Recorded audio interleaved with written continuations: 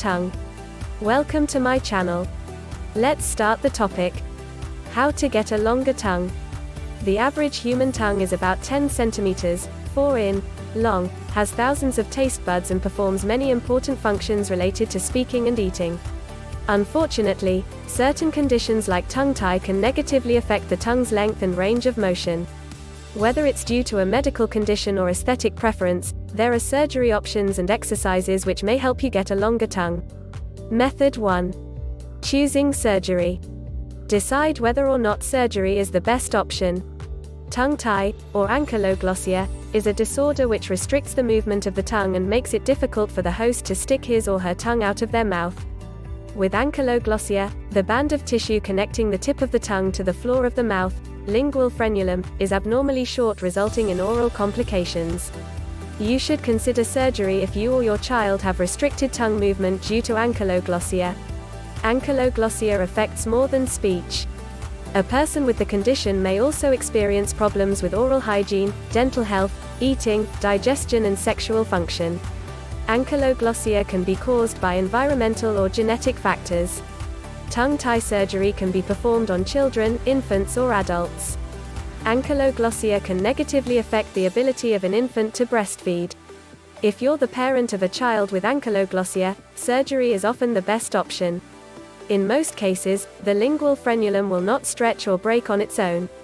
Undergo lingual frenectomy surgery. A lingual frenectomy is the most common procedure performed when the lingual frenulum results in restricted tongue movement.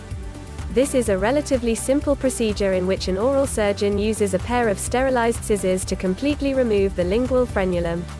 A lingual frenectomy is a short, 10 to 15-minute operation usually performed with local anesthesia. There aren't many blood vessels in the lingual frenulum, so discomfort should be minimal during the procedure. Undergo lingual frenuloplasty surgery. A lingual frenuloplasty is performed when the lingual frenulum is too thick or additional repair is needed after a lingual frenectomy. A lingual frenuloplasty is a more exact surgery which aims to alter the lingual frenulum without completely removing it. The goal of lingual frenuloplasty is the same as a lingual frenectomy procedure. Both surgeries aim to increase the tongue's length and range of motion. A lingual frenuloplasty is done under general anesthesia.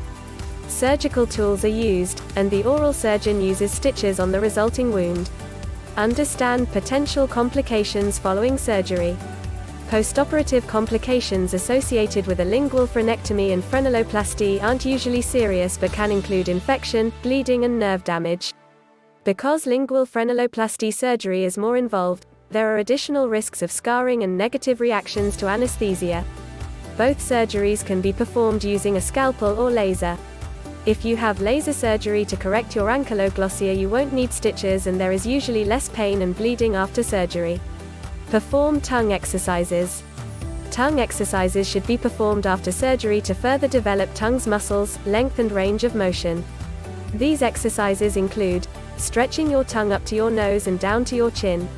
Repeat this exercise 3 or 4 times. Moving your tongue back and forth across the outside of your top lip. Closing your mouth and moving your tongue between your right and left cheeks. Moving your tongue in and out of your mouth several times. Method 2. Practicing Ketchari Mudra Yoga. Understand the basics of Ketchari Mudra Yoga. Ketchari Mudra is an advanced yoga practice in which the practitioner uses their tongue to strengthen their body and raise their level of consciousness. The idea with Ketchari Mudra Yoga is to slowly increase the length of the tongue until it's eventually long enough to enter and stimulate certain areas in the nasal cavity. With continued practice, Ketchari Mudra may also help the practitioner fight diseases and lower their breathing rate. Begin practicing Ketchari Mudra. While sitting in a comfortable position, roll your tongue up to touch your upper palate.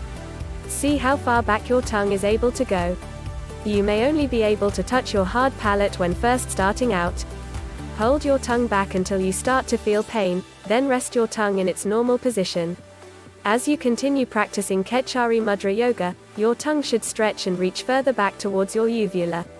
After you gain some confidence, you can practice Ketchari Mudra while engaging in light activities.